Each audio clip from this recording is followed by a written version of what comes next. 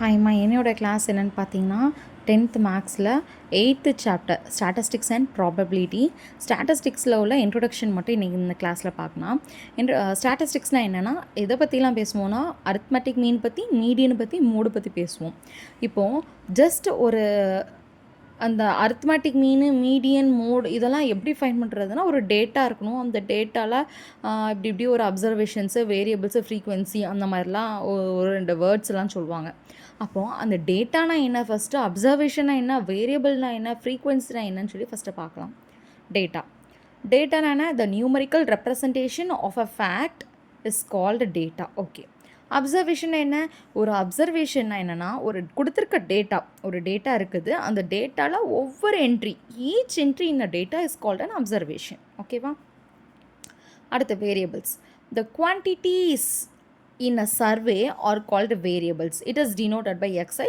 ஐக்கு பதிலாக ஐ வந்து என்னென்னா நேச்சுரல் நம்பர்ஸ். ஃப்ரீக்வன்சினா என்னென்னா the number of times a variable occurs in a given data.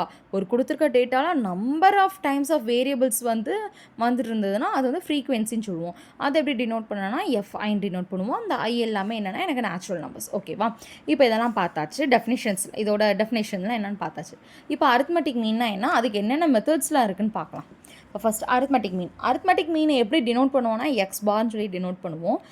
அதோட ஃபார்முலா என்னென்னா sum of all observations divided by number of observation. அப்போது ஒரு கொடுத்துருக்க ஒரு 5 டேட்டா இருக்குதுன்னு வச்சுக்கோங்களேன். ஒரு 5 டேட்டா இருக்குது. 1 2 3 4 5ன்னு இருக்குது. அந்த 5 டேட்டாஸையும் ஆட் பண்ணுறது தான் மேலே sum of all the observation. அந்த கொடுத்துருக்க டேட்டாவை அந்த அப்சர்வேஷன் எல்லாத்தையுமே ஆட் பண்ணுறது. Divided by number of observation. எத்தனை அப்சர்வேஷன் கொடுத்துருக்காங்க, 5 அப்சர்வேஷன் கொடுத்துருக்காங்க, டிவைடட் பை 5. அதுதான் என்னோடய ஃபார்முலா. ஓகேவா? இப்போ இதுலேயும் அரித்மெட்டிக் மீன்லேயே ஒரு சில மெத்தட்ஸ்லாம் இருக்குது. அது என்னென்னு பார்க்கலாம். மெத்தட்ஸ் ஆஃப் ஃபைண்டிங் மீனுனாலும் ஒன்று தான், அரித்மெட்டிக் மீன்னாலும் ஒன்று தான். ஓகேவா?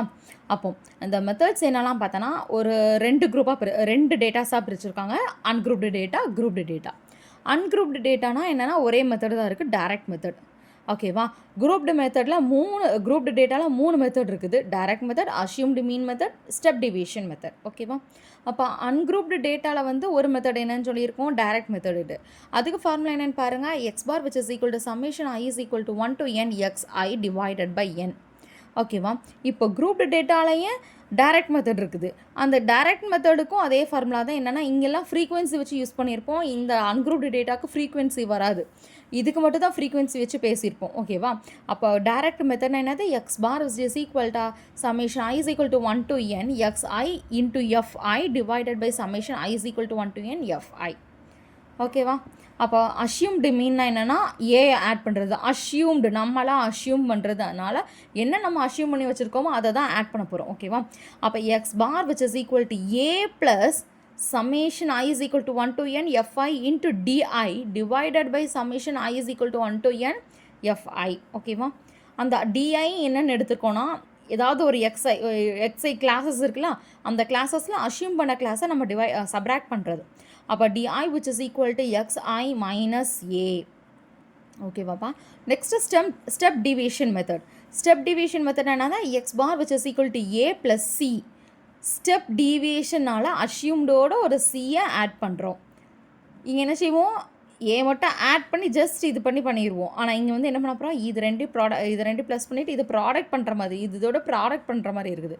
அப்போ into summation I is equal to 1 to n fi into D I divided by summation I is equal to 1 to n fi. வர டிஐங்கிறது வந்து என்னது, xi minus A divided by C. இங்கே ஸ்டெப் டிவியேஷனால் சிங்கிறது வார்த்தை அந்த லெட்டர் வந்துருக்குது. அப்போ சி ப்ளஸ் பண்ணணும், அதே மாதிரி டிஐயில் டிவைட் பண்ணணும் சிஏ. ஓகேவாப்பா? இது ரெண்டுமே சேமாக இருக்கும். கொஞ்சம் ஃபார்முலா சேமாக இருக்கும். ஆனால் ஏ இருக்கிறது இடத்துல ஆட் பண்ணுவோம், அஷ்யூம்டு மீன் ஆட் பண்ணுவோம். ஸ்டெப் டிவிஷன்னா ப்ளஸ் பண்ணணும், அந்த டிஐயில் டிவைட் பண்ணணும் சிஏன்னு சொல்லி நல்லா கவனமாக பார்த்துக்கிறணும். அப்போ இந்த மாதிரி சம்ஸில் போடும்போது தான் நம்மளுக்கு வந்து ஒரு கிளியராக இருக்கும். இந்த ஃபார்முலா மட்டும் நல்லா பார்த்துக்கோங்க. நெக்ஸ்ட் கிளாஸஸில் நம்ம ப்ராப்ளம்ஸோடு சேர்த்து பார்க்கலாம். தேங்க்யூ.